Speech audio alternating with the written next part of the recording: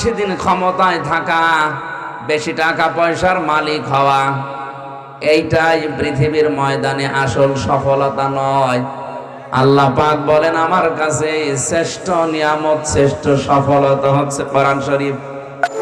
এ কথার সিগনিফিকেন্স কি? এ কথার অর্থ হচ্ছে কোরআন যারা পেয়েছে আর এর উপরে যাদের বাস্তব জীবন চালাতে পেরেছে তাদের জীবন সফল।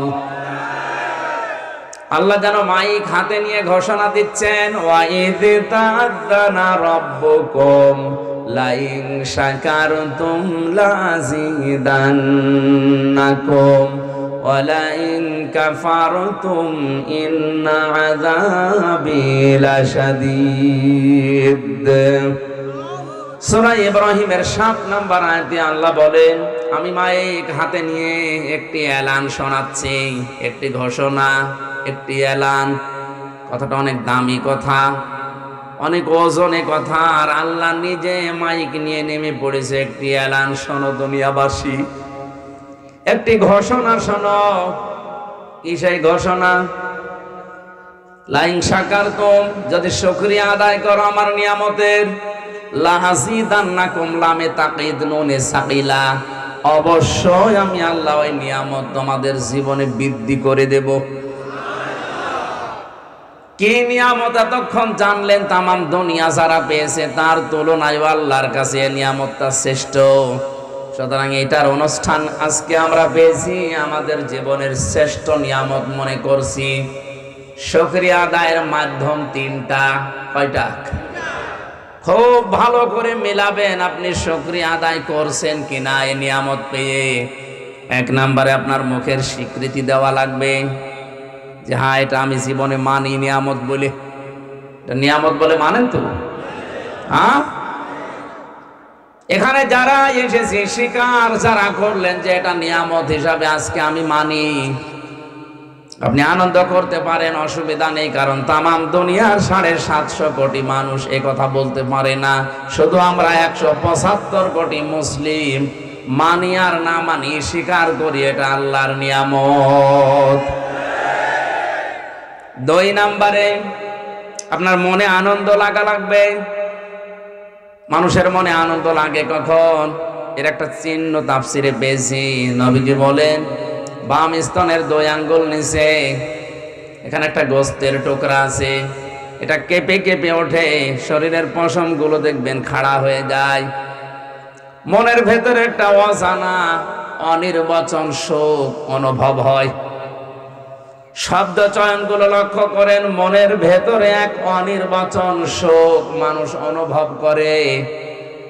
3 নম্বরে যে কথাগুলো আজকে শুনবেন, এগুলো আপনার প্র্যাকটিক্যাল লাইফে আল্লাহর দেওয়া নির্দেশ মতো মিলাবেন। নিয়ামতের শুকরিয়া আদায়ের ধরন কয়টা বললাম? আরো জোরে।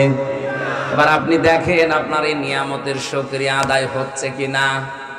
আমি স্বীকার করছি মুখ দিয়ে এটা নিয়ামত, আমার মনের ভেতরে আনন্দ আছে, শান্তি আছে, একটা অনির্বচন সুখ আমি পাচ্ছি। সবাই এটা পাবে না। ওয়াইদা সামিউ মা উনজিলা ইলার রাসূলি তারা আয়ুনাহুম তাফিদু মিনাদ দামি মিম্মা আরাফু মিনাল হক ইয়াকুলুনা রব্বানা আমান্না ফাকতুবনা মা'আশ শাহিদিন। সূরা মায়েদা 7 নম্বর পারার 1 নম্বর পৃষ্ঠার 1 নম্বর লাইনের 83 নম্বর আয়াত। এটা আল্লাহ পাক বলেন, নবী আপনি যখন মানুষের সামনে কোরআন পড়বেন সবার চোখের দিকে তাকিয়ে দেখবেন পানি ঝরছে না। যারা উপলব্ধি করার ক্ষমতা রাখে, এর মর্ম এগুলো যারা বুঝতে পারে, আপনি দেখবেন ওই মানুষগুলো মনের অজান্তেই কেঁদে ফেলেছে। কোরআনের আলোচনায় সবার চোখে পানি আসবে না, এটা সবাই বোঝার জন্য এখানে এক মাপের ওই রকম ছাত্রও নেই। এখানে 12 বাপের 13 ছেলে বসে আছে, একজন ইশারা করলে বোঝে আর একজন 10 বার বললেও বোঝে না। বিশ্ববিদ্যালয়ে যারা ক্লাস নিতে দেখতাম সর্বোচ্চ 45 মিনিট, কারণ ওখানে যারা বসে আছে সামনে ৮০-৮২ জন ছাত্র ছাত্রী সব এক মাপের মেধার, কথা বুঝতেছেন? আর এখানে কি ওইরকম? এটাও তো একটা ক্লাস চলছে। এ ক্লাস ৪৫ মিনিট না ৪৫ ঘন্টা নিলেও অনেকে বুঝবে না। এই জন্য অ্যাক্টিভ হয়ে শুনবেন। আল্লাহ বলেন কোরআনের মর্মবাণীগুলো যারা উপলব্ধি করতে পারবে, অনুধাবন করতে পারবে, বোঝার চেষ্টা করবে, নবী আপনি দেখবেন ওরা যেন মনের অশান্তি কেঁদে ফেলেছে। এইরকম মন নিয়ে আপনি শুনবেন। ৩ নম্বরে কোরআনে আজকে বর্ণিত যে নির্দেশনাগুলো পাবেন, আমার আজকের আলোচনার বিষয় হচ্ছে এই পৃথিবীর ময়দানে আল্লাহ ৭৭ প্রকার মানুষকে ঘৃণা করেন। ওই প্রকার আমি পড়া কোরআন শরীফ থেকে এগুলো তাফসীর থেকে সাজিয়েছি। এই ৭৭ প্রকার মানুষের ভেতরে আপনি মিলাবেন যে আপনি আসলে আছেন কিনা। যদি থাকেন এই মুহূর্তে ওই জীবন ত্যাগ করবেন। কথা বলেন না কেন? কারণ আপনি আল্লাহর ঘৃণিত, আল্লাহর কাছে অপছন্দনীয়। আল্লাহ আপনাকে ভালোবাসে না, পছন্দ করে না, ঘৃণা করে। আপনি নিজের দিকে প্রশ্ন করে বলেন, আপনার মালিক যদি আপনাকে ঘৃণা করে, আপনি কি আসলেই মানুষ? সুতরাং এখনই থামবেন যদি ৭৭ প্রকারের ভেতরে পড়ে যান। আমার আলোচনার বিষয় আজকে আল্লাহ কাদেরকে ঘৃণা করেন, বলেন সুবহানাল্লাহ। আল্লাহর এই নিয়ামত যদি শুকরিয়া আদায় করার ৩ নাম্বার মাধ্যম ধরেন, এখানে বর্ণিত যে নিয়ম নীতিগুলো অ্যাডভার্টাইজ করা হবে, ডেলিভারি দেওয়া হবে, ওইটা শোনার পরে এখন থেকে প্র্যাকটিক্যাল লাইফে আপনি একটা একটা করে মিলাবেন। আল্লাহ আমাদেরকে এভাবে কোরআনের আয়াতের শুকরিয়া আদায় করার তৌফিক দিন, বলেন আমিন। ওয়ালা ইন কাফারতুম ইন্না আযাবি লাশাদীদ। আল্লাহ পাক বলেন যদি কেউ মূল্য না দেয়, আমারে কোরআনের মর্যাদা না দেয়, এ আর কি দাম দিতে না চায়, ওর জীবন থেকে কোরআনের মহা যে বিপ্লবী অনুষ্ঠানগুলো, কোরআনে কারিমের বড় বড় নিয়ামতের যে কথাগুলো, ওর জীবন থেকে আমি আল্লাহ ছিনিয়ে নেব আর আযাবের ভেতরে ফেলে দেব। ওর জীবনে শান্তি বলে কিছু রাখবো না, বলেন নাউজুবিল্লাহ। আল্লাহর এই ঘোষণা হালকা মিথ্যা আছে? হ্যাঁ, আর আসতে বলেন। কোরআনের এই অনুষ্ঠানে যারা এসেছি, নবীজি জানিয়েছেন মানিত্তাবাআল হুদা বিগাইরিল কোরআন আদাল্লাহুল্লাহ। তিরমিজি শরীফের হাদিস। কোরআন বাদ দিয়ে, এদিকে তাকান, কোরআনে কারীম বাদ দিয়ে পৃথিবীর কোন জায়গায় যদি কোনো মানুষ ভালো হওয়ার নিয়তেও যায়, আল্লাহ নিজে দায়িত্ব নিয়ে তাকে গোমরা বানিয়ে দেয়। এটা বুঝেছেন কারা? হাত তোলেন তো। ভাই আন্দাজ আমি কিন্তু প্রশ্ন করব যে শব্দ বলেছি এর আসল শব্দটা কি, এর বাপ কি, আমি জিজ্ঞাসা করবো। আন্দাজ হাত তুলেছেন আপনি? এখানে আলেম যারা বসে আছে তাদেরকে বলছি শব্দটা কিন্তু দল্লা না, আদল্লা। দল্লা ইয়াদুল্লু যদি নবী দিতেন তাহলে আপনি নিজেই নিজেকে গোমরা বানিয়ে ফেলেছেন, এরকম অর্থ আসতো। আদল্লা বাবে ফাল থেকে এসেছে। আদল্লা ইউদিল্লু বাংলা অর্থ দাঁড়াবে বাপ থেকে কোনো শব্দ আসলে আপনি হয়তো ভালো হওয়ার নিয়তে কোনো জায়গায় গিয়েছিলেন, কিন্তু কোরআনে কারীম এবং কোরআনের কর্মসূচি সেখানে ছিল না। এজন্য আল্লাহ নিজে দায়িত্ব নিয়ে আপনাকে আরো খারাপ বানিয়ে দেবে। হেদায়েত দেওয়ার একচ্ছত্র মালিকানা হামজার। আসতে বললেন কেন? কোন পীরের হাতে দিয়েছে আল্লাহ? কোন নবীর হাতে? কোন ফেরেশতার না, এটা শুধুমাত্র আল্লাহ নিজের কুদরতি হাতে রেখেছে। এ হেদায়েত দিতে পারে একমাত্র কে? আপনার কি বিবেকে একটু ধাক্কা লাগে না? উনি নিজে বলছে আমি তোরে নিজে গোমরা বানাবো। তাহলে হেদায়েত দেওয়ার আর কেউ আছে? সুতরাং এই মুহূর্তে আপনাকে সিদ্ধান্ত নেওয়া লাগবে, যদি আপনি পাগল হয়ে না থাকেন যে কোরআন যেখানে নেই ওইরকম। আপনার কি বিবেকে একটু ধাক্কা লাগে না? উনি নিজে বলছে আমি তোরে নিজে গোমরা বানাবো। তাহলে হেদায়েত দেওয়ার আর কেউ আছে? সুতরাং এই মুহূর্তে আপনাকে সিদ্ধান্ত নেওয়া লাগবে, যদি আপনি পাগল হয়ে না থাকেন, যে কোরআন যেখানে নেই ওইরকম পীরের দরবার যদি আমার বাবাও তৈরি করে, ও দরবারে আমি নেই। কোরআন যে দলে নেই, ওই দল যদি আমার বাবাও প্রতিষ্ঠাতা হয়, ওই দলে আমি এখন থেকে আর নেই। এবার আওয়াজ একটু কমে গেছে। এলাকার মানুষ তো চালাক আছে। সারা দেশের মানুষ যে বলে রংপুর বিভাগের মানুষ মফয়সী মুরগির জল, এ তো ঠিক না। দেখছি এলাকার মানুষ চালাক আছে।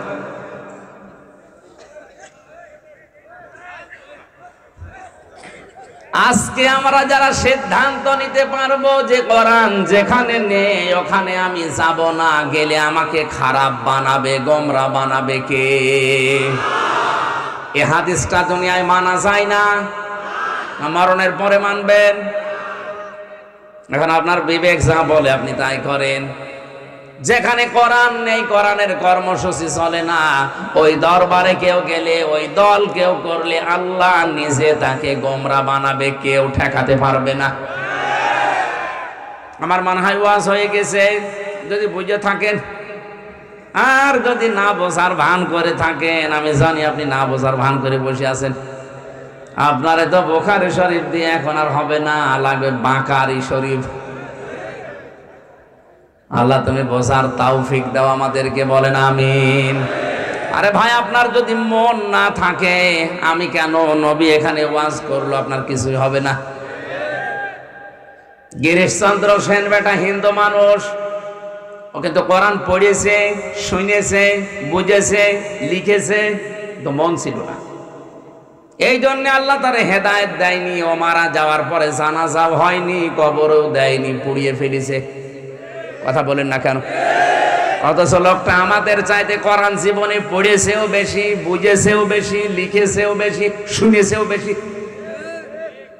এখানে যত বড় বড় মাওলানা বলেন আর জেনারেল শিক্ষিত যাই বলেন, একটা লোককে জিজ্ঞাসা করেন পুরা কোরআনের প্রতিটি শব্দের অর্থ জানা আছে কিনা, কেউ পারবে না বলতে।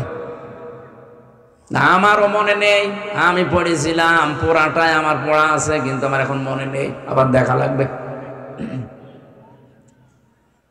আমার সে ক্লাস 5 থেকে শুরু করে মাস্টার্স পর্যন্ত এ পুরাটা এর উপরে চলছে। আমার অনার্স মাস্টার্স পর্যন্ত কোরআনের উপরে।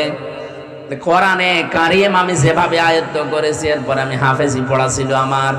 3 বছর জেলখানায় থেকে প্রায় 175 বার কোরআন শরীফ শেষ করে ফেলেছি। এত আয়না মনে হয় আমার কাছে, তারপরও প্রতিটি শব্দের অর্থ আমার সব এখন মনে নেই। কয়েকটা বেঁধে গেলে আবার ডিকশনারি দেখা লাগে, শব্দ অর্থ মুখস্থ করা লাগে। অথচ বেটা হিন্দু মানুষ কোরআন শরীফের প্রতিটি অর্থের শব্দের একটা একটা অর্থ না, কমপক্ষে 33টা করে অর্থ তার জানা ছিল। কারণ তাফসীর লিখতে হলে একটা শব্দের একটা অর্থ লিখলে আপনি পারবেন না। এক একটা শব্দের 33 থেকে 99টা পর্যন্ত অর্থ আছে।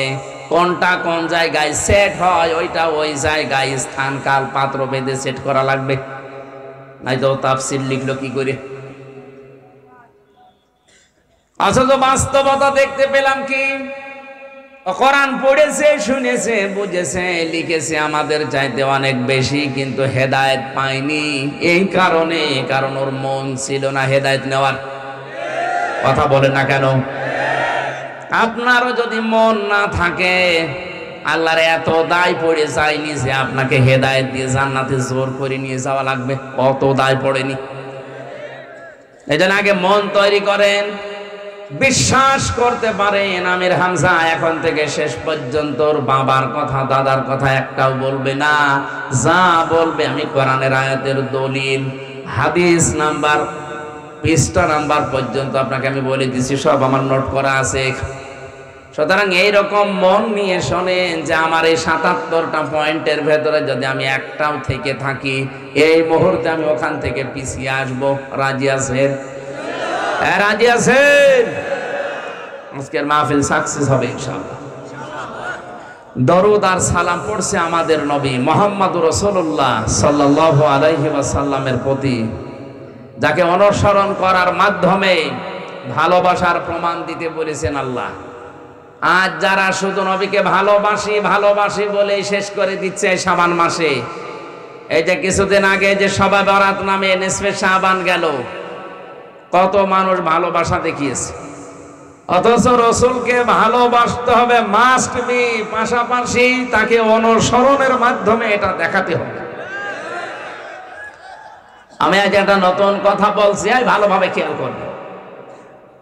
قل إن كنتم تحبون الله فاتبعوني يحببكم الله।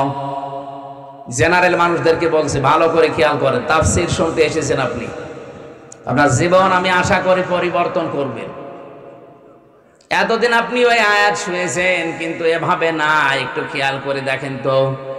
নবী আপনি বলুন, যদি তোমরা আল্লাহকে ভালোবাসি এ দাবি করো, এ দাবি আমাদের আছে না? রাজনৈতিক ভাবে আমাদের দল মত পার্থক্য আছে, কিন্তু আল্লাহ তোমাকে ভালোবাসি মুসলমান হিসাবে দাবি আছে।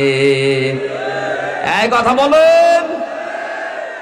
আল্লাহ বলেন দাবি যারা করলো তাদেরকে বলেন ফাত্তাবিউনি, এ দাবি যেন সত্যতা প্রমাণ দেওয়ার জন্য আপনার অনুসরণ করে।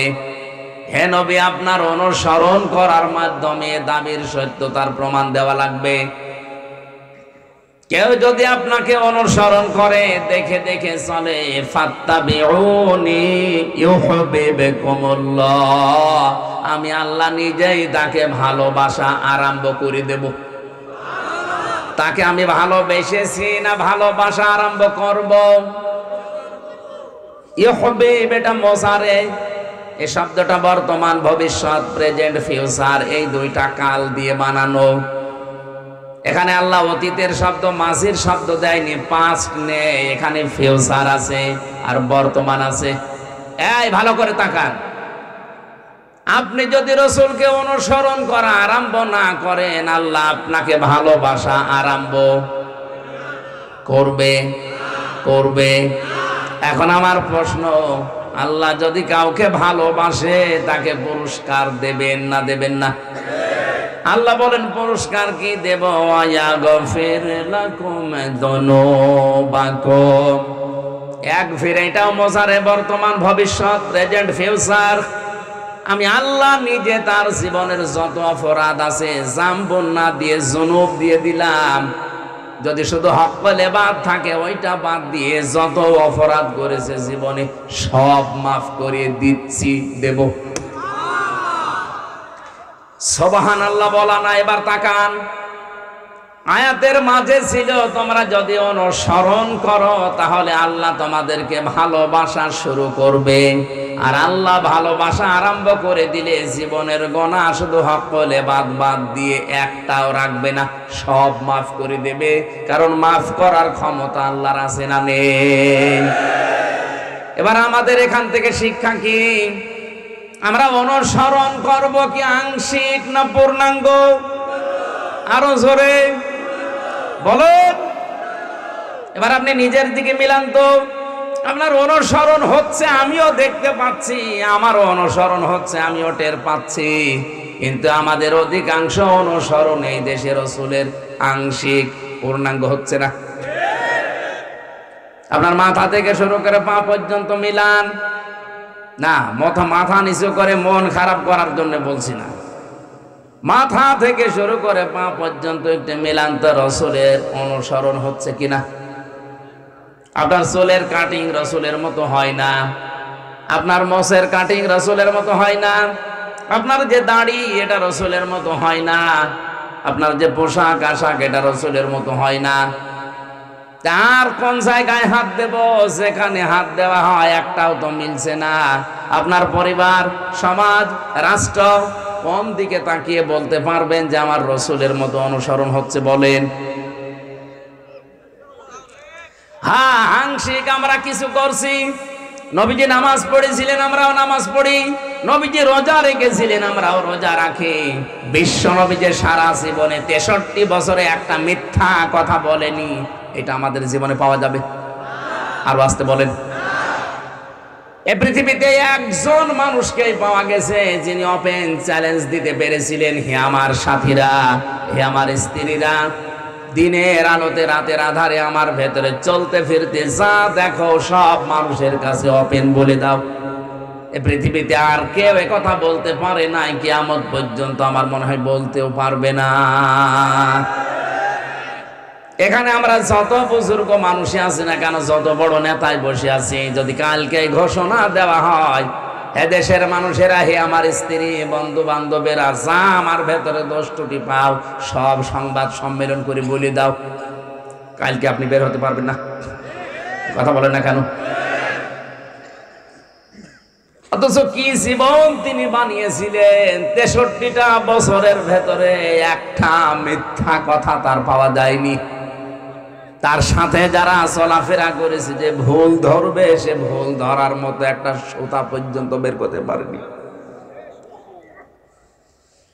এই জন্যই তো একটা মানুষকে শুধু অনুসরণ করলে আল্লাহ গ্যারান্টি দিলেন, তোর জীবনের অপরাধ আমি রাখবো না, সব মাফ করে দেব, শুধু হক করে বাতটা ঠিক রাখবি, বান্দার হক যেন তোর দ্বারা নষ্ট না হয়।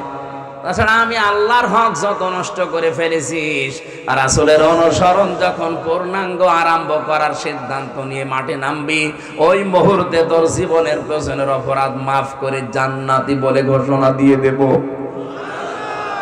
এজন্য আমাদের উচিত এখন থেকে রাসূলের আংশিক অনুসরণ করবেন না পূর্ণাঙ্গ? আরো জোরে। বিশ্ব নবী মুহাম্মদুর রাসূলুল্লাহ বিয়েতে যেভাবে তিনি আদর্শ রেখে গেছেন, আপনার বিয়েতেও ওইটা পাওয়া যাওয়া লাগবে। আমাদের গান বাজনা না হলে বিয়ের অনুষ্ঠানই সাঁটে না। কথা বললেন না কেন? বিয়েটা শুরুই হয় হারাম। আল্লাহ পাক বলেন, নবী আপনি বলুন, তামাম দুনিয়া যা আনন্দে আছে, এটা একটা আনন্দের বিষয় না। আপনি মনে করেন 1000 বছর হায়াত পেলেন, 1000 বছরই ক্ষমতার চেয়ারে বসে আছেন, তামাম দুনিয়া আপনার কথা চলে। মরণের পরে যদি ফেরাউনের মতো অবস্থা হয়, আপনার কপাল পোড়া। লোকটা প্রায় 600 বছর একাধারে ক্ষমতার চেয়ারে ছিল, কিন্তু কোনোদিন মাথা ধরেনি। 600 বছরের উপরে ক্ষমতা দুনিয়ায় থাকার পরে এত উপরে উঠেছিল, বলেছে আনা রব্বুকুমুল আলা, আমি বড় রব। আল্লাহ তাকে এমন সটকি দিয়ে রেখেছে, কিয়ামত পর্যন্ত মানুষের জন্য আল্লাহ বলেন এটা দৃষ্টান্ত হয়ে থাকবে।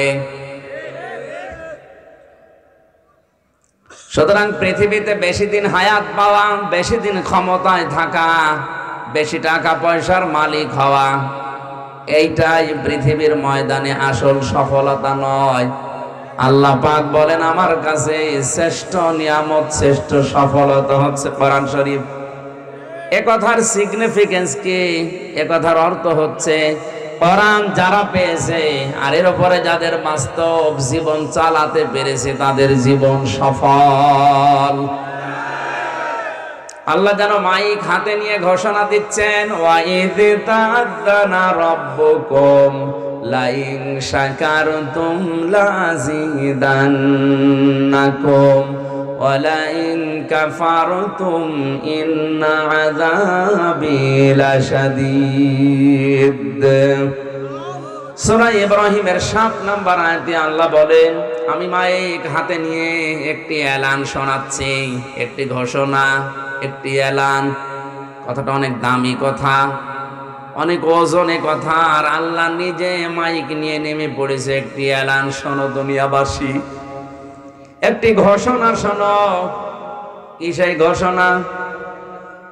লাইন শাকারতুম, যদি শুকরিয়া আদায় করো আমার নিয়ামতের, লাযিদান্নাকুম, লামে তাকিদ নুনে সাকিলা, অবশ্যই আমি আল্লাহ ওই নিয়ামত তোমাদের জীবনে বৃদ্ধি করে দেব। কি নিয়ামত এতক্ষণ জানলেন? তামাম দুনিয়া যারা পেয়েছে তার তুলনায় আল্লাহর কাছে নিয়ামতটা শ্রেষ্ঠ। সুতরাং এটার অনুষ্ঠান আজকে আমরা পেয়েছি, আমাদের জীবনের শ্রেষ্ঠ নিয়ামত মনে করছি। শুকরিয়া আদায়ের মাধ্যম তিনটা। কয়টা?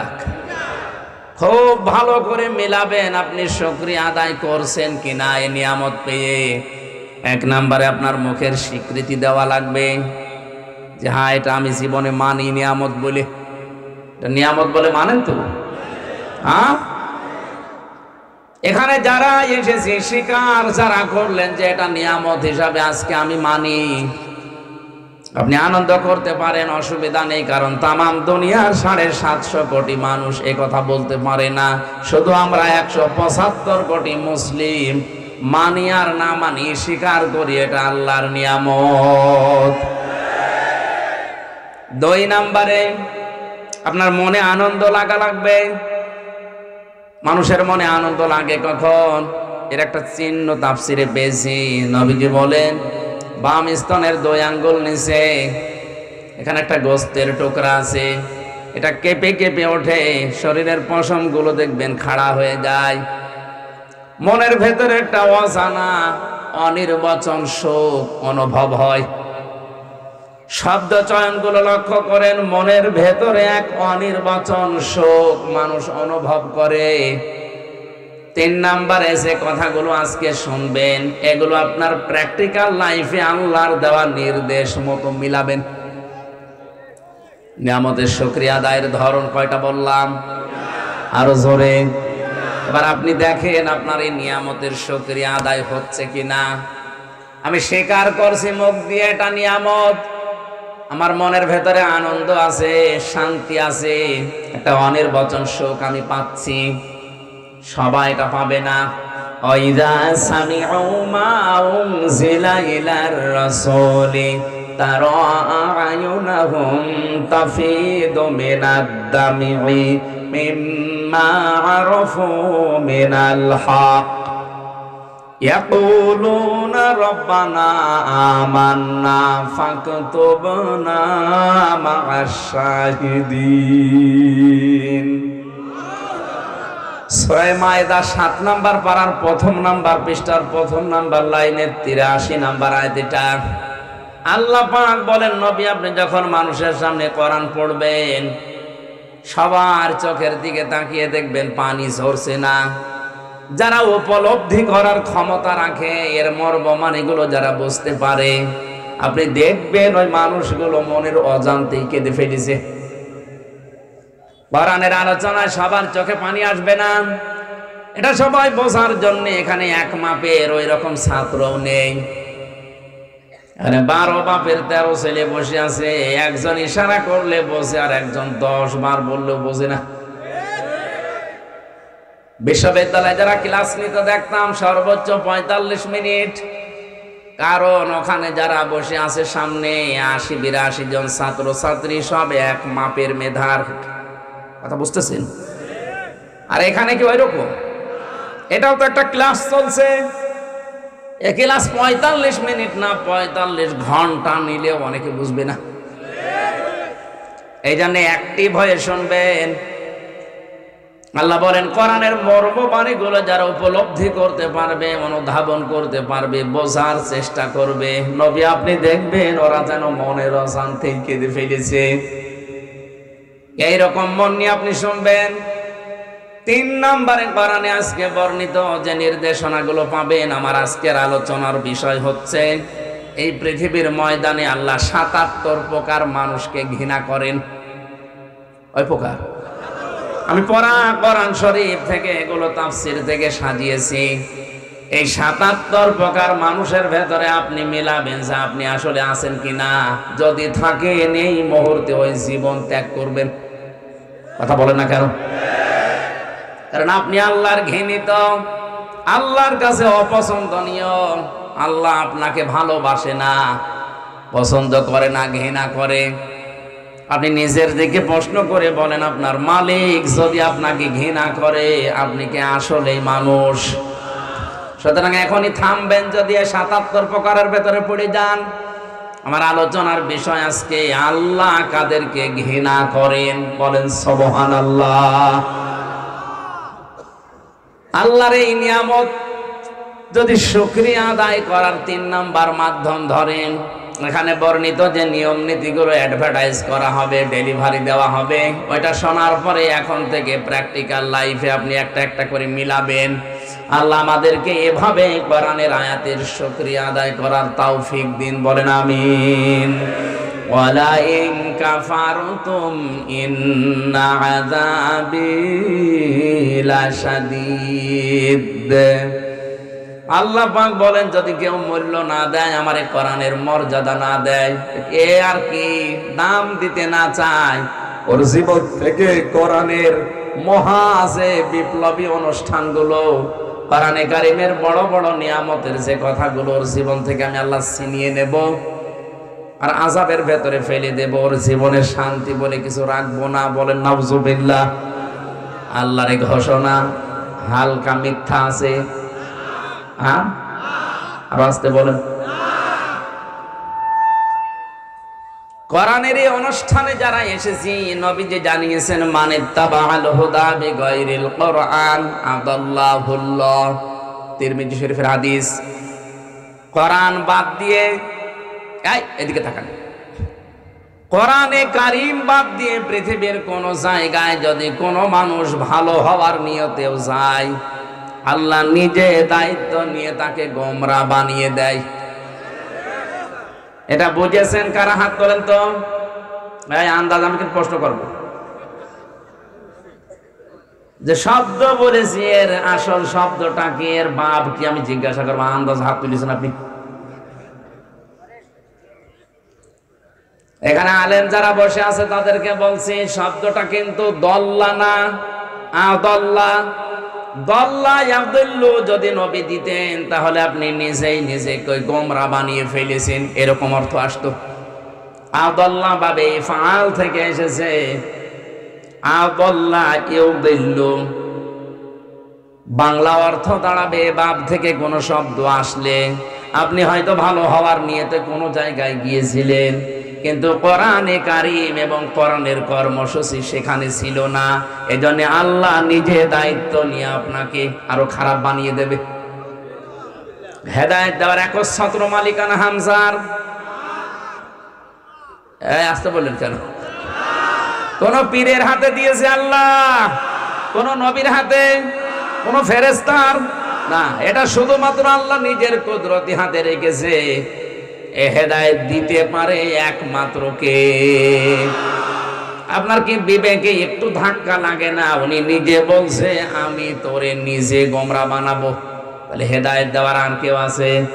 সুতরাং এই মুহূর্তে আপনাকে সিদ্ধান্ত নেওয়া লাগবে, যদি আপনি পাগল হয়ে না থাকেন, যে কোরআন যেখানে নেই ওইরকম। আপনার কি বিবেকে একটু ধাক্কা লাগে না? উনি নিজে বলছে, আমি তোরে নিজে গোমরা বানাবো। তাহলে হেদায়েত দেওয়ার আর কেউ আছে? সুতরাং এই মুহূর্তে আপনাকে সিদ্ধান্ত নেওয়া লাগবে, যদি আপনি পাগল হয়ে না থাকেন, যে কোরআন যেখানে নেই ওইরকম পীরের দরবার যদি আমার বাবাও তৈরি করে, ও দরবারে আমি নেই। কোরআন যে দলে নেই, ওই দল যদি আমার বাবাও প্রতিষ্ঠাতা হয়, ওই দলে আমি এখন থেকে আর নেই। এবার আওয়াজ একটু কমে গেছে। এলাকার মানুষ তো চালাক আছে। সারা দেশের মানুষ যে বলে রংপুর বিভাগের মানুষ মফয়সী মুরগির জল, এ তো ঠিক না। দেখছি এলাকার মানুষ চালাক আছে।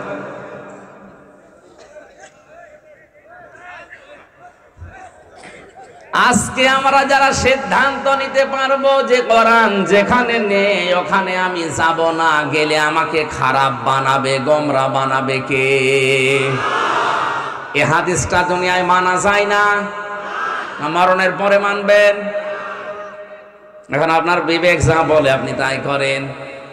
যেখানে কোরআন নেই, কোরআনের কর্মসূচি চলে না, ওই দরবারে কেউ গেলে, ওই দল কেউ করলে, আল্লাহ নিজে তাকে গোমরা বানাবে, কেউ ঠেকাতে পারবে না। আমার মনে হয় ওয়াজ হয়ে গেছে যদি বুঝে থাকেন। আর যদি না বোঝার ভান করে থাকেন, আমি জানি আপনি না বোঝার ভান করে বসে আছেন। আপনারে তো বুখারী শরীফ দিয়ে এখন আর হবে না, লাগবে বাকারি শরীফ। আল্লাহ তুমি বোঝার তৌফিক দাও আমাদেরকে, বলেন আমিন। আরে ভাই, আপনার যদি মন না থাকে, আমি কেন নবী এখানে ওয়াজ করলো, আপনার কিছুই হবে না। গিরিশচন্দ্র সেন বেটা হিন্দু মানুষ, ও কিন্তু কোরআন পড়েছে, শুনেছে, বুঝেছে, লিখেছে, তো মন ছিল না। এই জন্য আল্লাহ তার হেদায়েত দেয়নি। ও মারা যাওয়ার পরে জানাজাও হয়নি, কবরও দেয়নি, পুড়িয়ে ফেলেছে। কথা বলেন না কেন? অথচ লোকটা আমাদের চাইতে কোরআন জীবনে পড়েছেও বেশি, বুঝেছেও বেশি, লিখেছেও বেশি, শুনেছেও বেশি। এখানে যত বড় বড় মাওলানা বলেন আর জেনারেল শিক্ষিত যাই বলেন, একটা লোককে জিজ্ঞাসা করেন পুরা কোরআনের প্রতিটি শব্দের অর্থ জানা আছে কিনা, কেউ পারবে না বলতে। না, আমারও মনে নেই, আমি পড়েছিলাম পুরাটাই আমার পড়া আছে, কিন্তু আমার এখন মনে নেই, আবার দেখা লাগবে। আমার সে ক্লাস 5 থেকে শুরু করে মাস্টার্স পর্যন্ত এ পুরাটা এর উপরে চলছে। আমার অনার্স মাস্টার্স পর্যন্ত কোরআনের উপরে। কোরআনে কারিম আমি যেভাবে আয়ত্ত করেছি, এরপরে আমি হাফেজি পড়া ছিল আমার। 3 বছর জেলখানায় থেকে প্রায় 175 বার কোরআন শরীফ শেষ করে ফেলেছি। এত আয়না মনে হয় আমার কাছে, তারপরও প্রতিটি শব্দের অর্থ আমার সব এখন মনে নেই।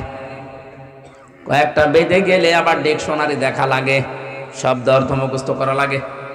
অথচ বেটা হিন্দু মানুষ কোরআন শরীফের প্রতিটি অর্থের শব্দের একটা অর্থ না, কমপক্ষে 33টা করে অর্থ তার জানা ছিল। কারণ তাফসির লিখতে হলে একটা শব্দের একটা অর্থ লিখলে আপনি পারবেন না। এক একটা শব্দের 33 থেকে 99টা পর্যন্ত অর্থ আছে। কোনটা কোন জায়গায় সেট হয়, ওইটা ওই জায়গায় স্থান কাল পাত্র ভেদে সেট করা লাগবে, নাই তো তাফসির লিখলো কি করে।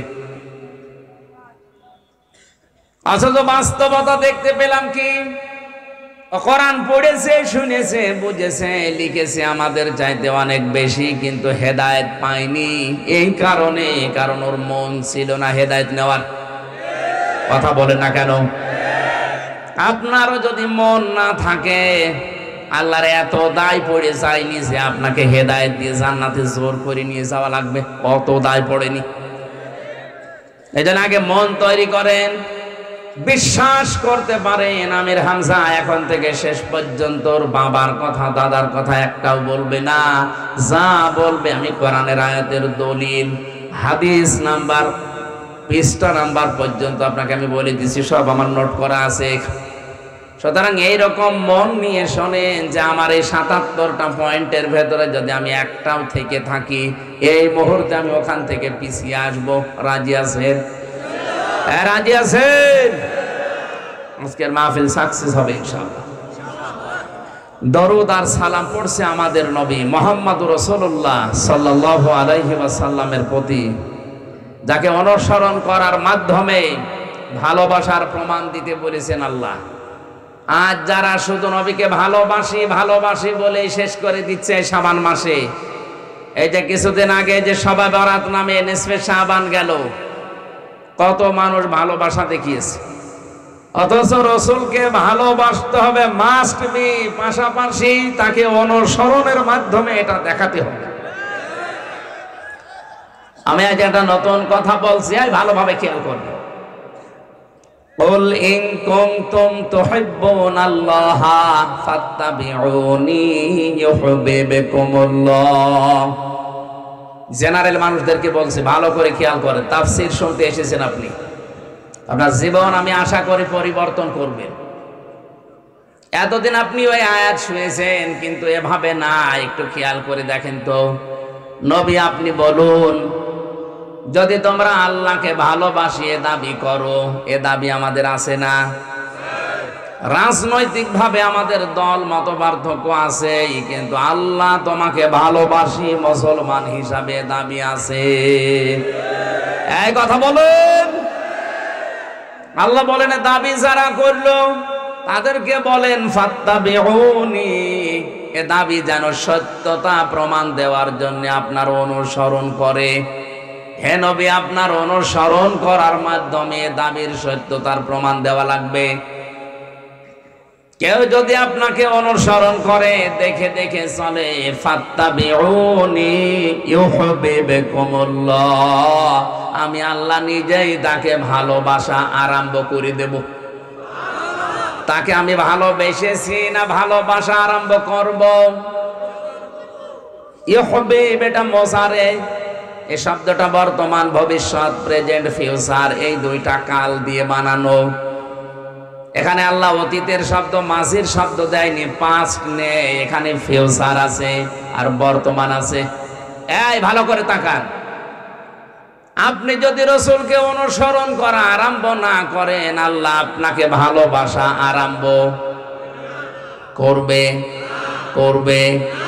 এখন আমার প্রশ্ন, আল্লাহ যদি কাউকে ভালোবাসে তাকে পুরস্কার দেবেন না দেবেন না?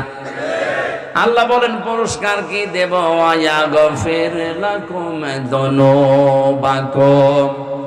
ইয়াগফির এটাও মোজারে, বর্তমান, ভবিষ্যৎ, প্রেজেন্ট, ফিউচার। আমি আল্লাহ নিজে তার জীবনের যত অপরাধ আছে জামবুন না দিয়ে জুনুব দিয়ে দিলাম। যদি শুধু হকলে বাদ থাকে, ওইটা বাদ দিয়ে যত অপরাধ করেছে জীবনে সব মাফ করে দিচ্ছি, দেব। সুবহানাল্লাহ বলা না? এবার তাকান, আয়াতের মাঝে ছিল তোমরা যদি অনুসরণ করো তাহলে আল্লাহ তোমাদেরকে ভালোবাসা শুরু করবে। আর আল্লাহ ভালোবাসা আরম্ভ করে দিলে জীবনের গোনা শুধু হকলে বাদ দিয়ে একটাও রাখবে না, সব মাফ করে দেবে। কারণ মাফ করার ক্ষমতা আল্লাহর আছে না নেই? এবার আমাদের এখান থেকে শিক্ষা কি? আমরা অনুসরণ করব কি আংশিক না পূর্ণাঙ্গ? আরো জোরে বলেন। এবার আপনি নিজের দিকে মিলান তো। আপনার অনুসরণ হচ্ছে, আমিও দেখতে পাচ্ছি, আমারও অনুসরণ হচ্ছে, আমিও টের পাচ্ছি, কিন্তু আমাদের অধিকাংশ অনুসরণ এই দেশের রাসূলের আংশিক, পূর্ণাঙ্গ হচ্ছে না। আপনার মাথা থেকে শুরু করে পা পর্যন্ত মিলান না। মাথা নিচু করে মন খারাপ করার জন্য বলছি না, মাথা থেকে শুরু করে পা পর্যন্ত একটু মিলান তো, রাসূলের অনুসরণ হচ্ছে কিনা। আপনার চুলের কাটিং রাসূলের মতো হয় না, আপনার মোছের কাটিং রাসূলের মতো হয় না, আপনার যে দাড়ি এটা রাসূলের মতো হয় না, আপনার যে পোশাক আশাক এটা রাসূলের মতো হয় না। আর কোন জায়গায় হাত দেব? যেখানে হাত দেওয়া হয় একটাও তো মিলছে না। আপনার পরিবার, সমাজ, রাষ্ট্র, কোন দিকে তাকিয়ে বলতে পারবেন যে আমার রাসূলের মতো অনুসরণ হচ্ছে? বলেন। হ্যাঁ, আংশিক আমরা কিছু করছি। নবীজি নামাজ পড়েছিলেন, আমরাও নামাজ পড়ি। নবীজি রোজা রেখেছিলেন, আমরাও রোজা রাখি। বিশ্ব নবী যে সারা জীবনে 63 বছরে একটা মিথ্যা কথা বলেনি, এটা আমাদের জীবনে পাওয়া যাবে? আর আসতে বলেন। এই পৃথিবীতে একজন মানুষকেই পাওয়া গেছে যিনি ওপেন চ্যালেঞ্জ দিতে পেরেছিলেন, হে আমার সাথীরা, হে আমার স্ত্রীরা, দিনের আলোতে রাতের আধারে আমার ভেতরে চলতে ফিরতে যা দেখো সব মানুষের কাছে ওপেন বলে দাও। এই পৃথিবীতে আর কেউ কথা বলতে পারে না, কিয়ামত পর্যন্ত আমার মনে হয় বলতেও পারবে না।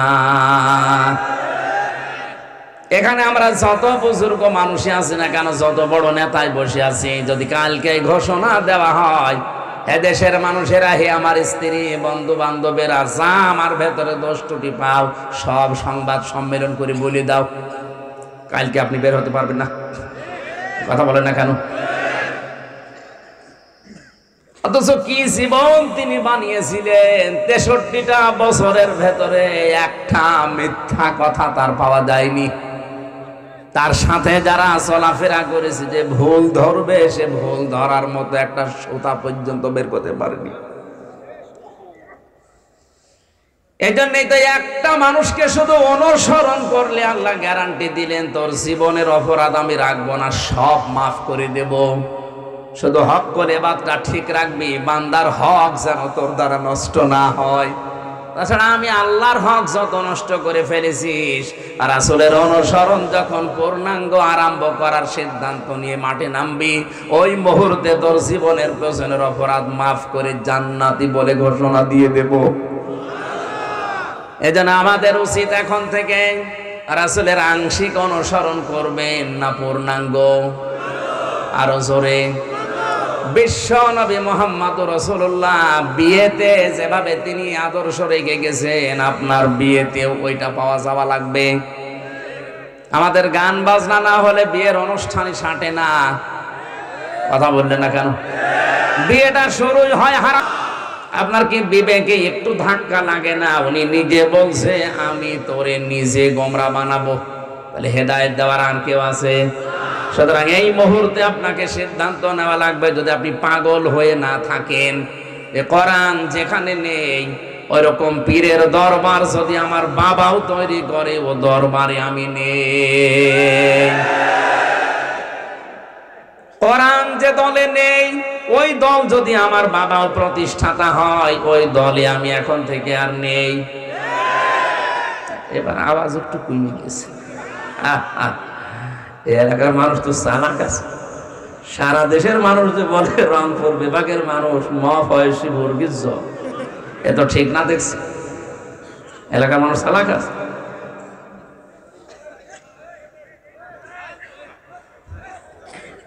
আজকে আমরা যারা সিদ্ধান্ত নিতে পারবো যে কোরআন যেখানে নেই ওখানে আমি যাব না, গেলে আমাকে খারাপ বানাবে, গোমরা বানাবে কে? এ হাদিসটা দুনিয়ায় মানা যায় না, মরণের পরে মানবেন? এখন আপনার বিবেক যা বলে আপনি তাই করেন। যেখানে কোরআন নেই, কোরআনের কর্মসূচি চলে না, ওই দরবারে কেউ গেলে, ওই দল কেউ করলে আল্লাহ নিজে তাকে গোমরা বানাবে, কেউ ঠেকাতে পারবে না। আমার মনে হয় ওয়াজ হয়ে গেছে যদি বুঝে থাকেন। আর যদি না বোঝার ভান করে থাকেন, আমি জানি আপনি না বোঝার ভান করে বসে আছেন। আপনারে তো বুখারী শরীফ দিয়ে এখন আর হবে না, লাগবে বাকারি শরীফ। আল্লাহ তুমি বোঝার তৌফিক দাও আমাদেরকে, বলেন আমিন। আরে ভাই, আপনার যদি মন না থাকে, আমি কেন নবী এখানে ওয়াজ করলো, আপনার কিছুই হবে না। গিরিশচন্দ্র সেন বেটা হিন্দু মানুষ, ওকে তো কোরআন পড়েছে, শুনেছে, বুঝেছে, লিখেছে, তো মন ছিল না। এই জন্য আল্লাহ তার হেদায়েত দেয়নি। ও মারা যাওয়ার পরে জানাজাও হয়নি, কবরও দেয়নি, পুড়িয়ে ফেলেছে। কথা বলেন না কেন? অথচ লোকটা আমাদের চাইতে কোরআন জীবনে পড়েছেও বেশি, বুঝেছেও বেশি, লিখেছেও বেশি, শুনেছেও বেশি। এখানে যত বড় বড় মাওলানা বলেন আর জেনারেল শিক্ষিত যাই বলেন, একটা লোককে জিজ্ঞাসা করেন পুরা কোরআনের প্রতিটি শব্দের অর্থ জানা আছে কিনা, কেউ পারবে না বলতে। না, আমারও মনে নেই, আমি পড়েছিলাম পুরাটাই আমার পড়া আছে, কিন্তু আমার এখন মনে নেই, আবার দেখা লাগবে। আমার সে ক্লাস 5 থেকে শুরু করে মাস্টার্স পর্যন্ত এ পুরাটা এর উপরে চলছে। আমার অনার্স মাস্টার্স পর্যন্ত কোরআনের উপরে। কোরআনে কারিম আমি যেভাবে আয়ত্ত করেছি, এরপরে আমি হাফেজি পড়া ছিল আমার। 3 বছর জেলখানায় থেকে প্রায় 175 বার কোরআন শরীফ শেষ করে ফেলেছি। এত আয়না মনে হয় আমার কাছে, তারপরও প্রতিটি শব্দের অর্থ আমার সব এখন মনে নেই। কয়েকটা বেঁধে গেলে আবার ডিকশনারি দেখা লাগে, শব্দ অর্থ মুখস্থ করা লাগে। অথচ বেটা হিন্দু মানুষ কোরআন শরীফের প্রতিটি অর্থের শব্দের একটা একটা অর্থ না, কমপক্ষে 33টা করে অর্থ তার জানা ছিল। কারণ তাফসীর লিখতে হলে একটা শব্দের একটা অর্থ লিখলে আপনি পারবেন না। এক একটা শব্দের 33 থেকে 99টা পর্যন্ত অর্থ আছে। কোনটা কোন জায়গায় সেট হয়, ওইটা ওই জায়গায় স্থান কাল পাত্র বেঁধে সেট করা লাগবে, নাই তো তাফসীর লিখলো কি করে। অথচ বাস্তবতা দেখতে পেলাম কি, কোরআন পড়েছে, শুনেছে, বুঝেছে, লিখেছে আমাদের চাইতে অনেক বেশি, কিন্তু হেদায়েত পায়নি। এই কারণে, কারণ ওর মন ছিল না হেদায়েত নেওয়ার। কথা বলেন না কেন? আপনারও যদি মন না থাকে, আল্লাহর এত দায় পড়ে যায়নি যে আপনাকে হেদায়েত দিয়ে জান্নাতে জোর করে নিয়ে যাওয়া লাগবে, অত দায় পড়েনি। এই জন্য আগে মন তৈরি করেন। বিশ্বাস করতে পারেন আমির হামজা এখন থেকে শেষ পর্যন্ত ওর বাবার কথা দাদার কথা একটাও বলবে না। যা বলবে আমি কোরআনের আয়াতের দলিল, হাদিস নাম্বার, পৃষ্ঠা নাম্বার পর্যন্ত আপনাকে আমি বলে দিছি, সব আমার নোট করা আছে। সুতরাং এইরকম মন নিয়ে শোনেন যে আমার এই ৭৭টা পয়েন্টের ভেতরে যদি আমি একটাও থেকে থাকি, এই মুহূর্তে আমি ওখান থেকে পিছিয়ে আসবো। রাজি আছেন? রাজি আছেন? আজকের মাহফিল সাকসেস হবে ইনশাআল্লাহ। দরুদ আর সালাম পড়ছে আমাদের নবী মুহাম্মদুর রাসূলুল্লাহ সাল্লাল্লাহু আলাইহি ওয়াসাল্লামের প্রতি, যাকে অনুসরণ করার মাধ্যমে ভালোবাসার প্রমাণ দিতে বলেছেন আল্লাহ। আজ যারা শুধু নবীকে ভালোবাসি ভালোবাসি বলে শেষ করে দিচ্ছে শাবান মাসে, এই যে কিছুদিন আগে যে শবে বরাত নামে নিসফে শাবান গেল, কত মানুষ ভালোবাসা দেখিয়েছে, অথচ রসুলকে ভালোবাসতে হবে মাস্ট বি, পাশাপাশি তাকে অনুসরণের মাধ্যমে এটা দেখাতে হবে। আমি আজ একটা নতুন কথা বলছি, ভালোভাবে খেয়াল করবে। قل إن كنتم تحبون الله فاتبعوني يحببكم الله।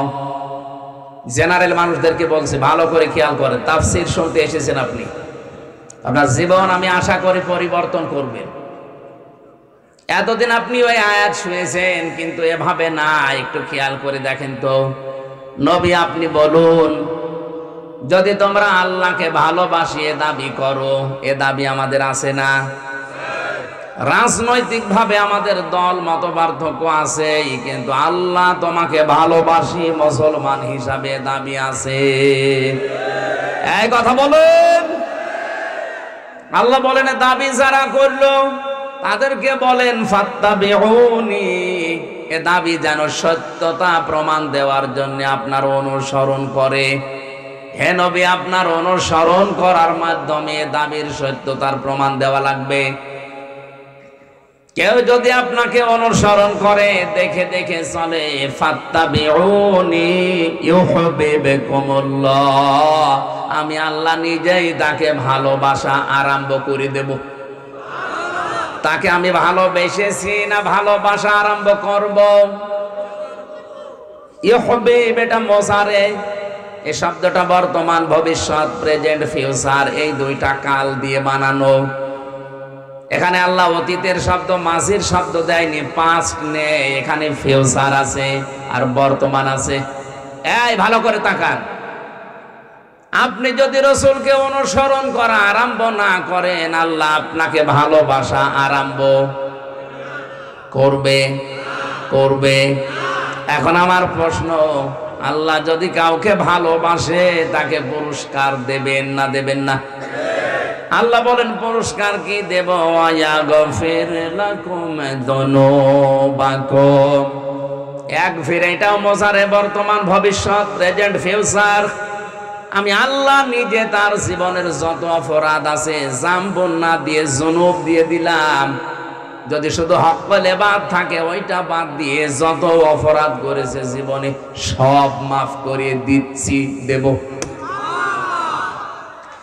সুবহানাল্লাহ বলা না? এবার তাকান, আয়াতের মাঝে ছিল তোমরা যদি অনুসরণ করো তাহলে আল্লাহ তোমাদেরকে ভালোবাসা শুরু করবে। আর আল্লাহ ভালোবাসা আরম্ভ করে দিলে জীবনের গুনাহ শুধু হক্কুল ইবাদ বাদ দিয়ে একটাও রাখবে না, সব মাফ করে দেবে। কারণ মাফ করার ক্ষমতা আল্লাহর আছে না নেই? এবার আমাদের এখান থেকে শিক্ষা কি? আমরা অনুসরণ করব কি আংশিক না পূর্ণাঙ্গ? আরো জোরে বলুন। এবার আপনি নিজের দিকে মিলান তো।